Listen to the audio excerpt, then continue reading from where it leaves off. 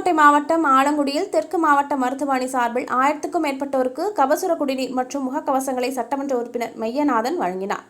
தமிழகம் முழுவதும் கொரோனா 2வது அலை பெரும் பாதிப்பை ஏற்படுத்தி வருகிறது. நோய் தாக்கத்தின் காரணமாக நாடு முழுவதும் பொதுமக்கள் பெரும் அச்சம் அடைந்துள்ளனர்.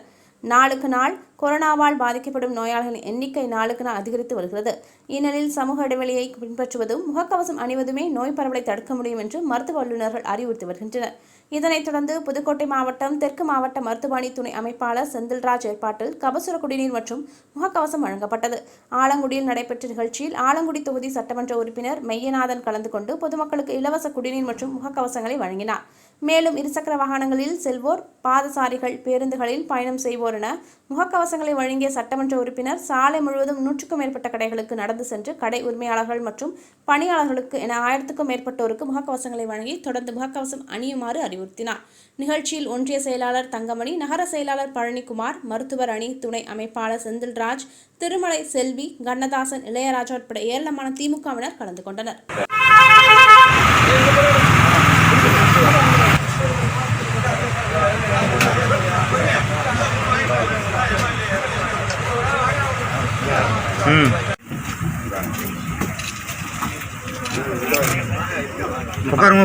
உட்காருங்க.